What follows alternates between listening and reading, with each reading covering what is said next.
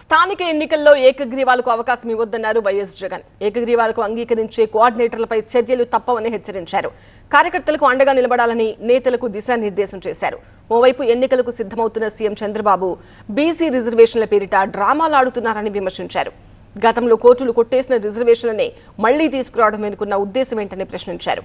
ఎన్నికలు నిర్వహించే ఆలోచన ప్రభుత్వానికి ఉందా అని నిలదీశారు.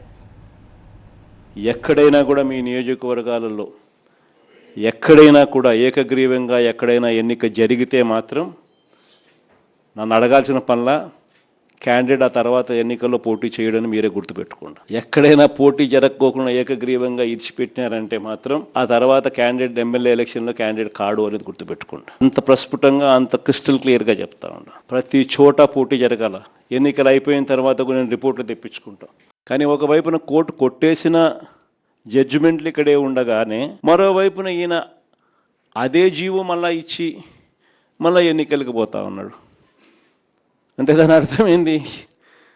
ఒక లా ఆల్రెడీ ఒకటి ఉంది, దానికి వయలేషన్, ఆ లాకు వయలేషన్ అని తెలిసి ఈయన వయలేట్ చేస్తూ ఎన్నికలకు షెడ్యూల్ ఇచ్చినాడు. అంటే కోర్టులు ఆటోమేటిక్లీ ఇంటర్వ్యూన్ అవుతాయి, ఆటోమేటిక్లీ కోర్టులు తనను తప్పులు పడతాయి, ఆటోమేటిక్లీ ఎలక్షన్స్ ఇది లేకుండా ఇది సరిదిద్దుకొని చేయాలి అని చెప్పి గట్టిగా చెబుతుంది అని కూడా అయినా ఇచ్చినాడు. కాబట్టి ఈయన ఉద్దేశం అసలు ఎలక్షన్ జరుపుతాడా జరపడా అనేది ఒక క్వశ్చన్ మార్క్ ఏరియాగా ఉంది. ఒకవైపున ఓట్లు లేవని వీళ్ళే చెప్తున్నారు, మరోవైపున అవే ఓట్లతోనే వీళ్ళు ఎన్నికల ఓటర్ లిస్టు తయారు చేసి ఎన్నికలకు పోయే కార్యక్రమం చేస్తూ ఉన్నారు. అంటే లేని ఓట్లను ఉన్నట్టుగా ఓటర్ లిస్టు తయారు చేసుకొని ఎన్నికలకు పోవడం అన్నది చట్ట ప్రకారం నేరం. ఎందుకంటే గోస్ట్ ఓట్స్ను వీళ్ళే దొంగ ఓట్లక వీళ్ళే వేసుకునే ప్రమాదం పొంచి ఉన్నది అని క్రిస్టల్ క్లియర్గా కనిపిస్తూ ఉన్న నేపథ్యంలో చంద్రబాబు నాయుడు ఫ్రీగా ఫేర్గా ఎన్నికలు జరగనివ్వడు అని చెప్పి, ఇవన్నీ మనందరికీ తెలిసిన విషయాలే.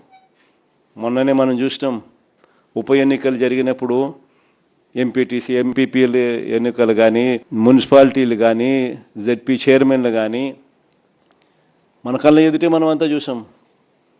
మేయర్లు కానీ బలవంతంగా ఏ మాదిరిగా అధికార దుర్వినియోగం చేసి చంద్రబాబు నాయుడు గారు ఏ రకంగా దౌర్జన్యం చేసి ప్రలోభాలు పెట్టి దౌర్జన్యం చేసి ఏ రకంగా ఎన్నికలు రిగ్ చేసే కార్యక్రమం చేసినాడో మనం అంతా కూడా చూసాం. ఈరోజు ఒకవైపున చంద్రబాబు నాయుడు చెప్పిన ప్రతి పథకము మోసం కింద తయారైన పరిస్థితులు ఒకవైపున ఉంటే, మరోవైపున చంద్రబాబు నాయుడు గారి అరాచక పాలనలో రెడ్ బుక్ రాజ్యాంగంలో వ్యవస్థలన్నీ కూడా పూర్తిగా కుప్పకూలిపోయినాయి. ఈరోజు స్కూళ్ళన్నీ కూడా శిథిలావస్థకు చేరిన పరిస్థితులు, హాస్పిటల్స్ అన్నీ కూడా శిథిలావస్థకు చేరిన పరిస్థితులు, ఆరోగ్యశ్రీ ఫీజు రీయింబర్స్మెంట్ వంటి బకాయిలు ఏకంగా పేరుకుపోయి పిల్లలు చదువులు మానేస్తూ ఉన్న పరిస్థితులు, పేదవాడు హాస్పిటల్కి పోలేని పరిస్థితులు ఈరోజు కనిపిస్తాయి. ఇంటింటికి ఎవరింటికి పోయినా కూడా జగన్ 15,000 కదమ్మా ఇస్తూ ఉన్నాడు అమ్మఒడి కింద. మీ ఇంట్లో ఎంతమంది అమ్మ పిల్లలు? ఒకరా, ఇద్దరా, ముగ్గురా, నలుగురా? నీకు 15,000, నీకు 15,000, నీకు 15,000 స్టార్ట్.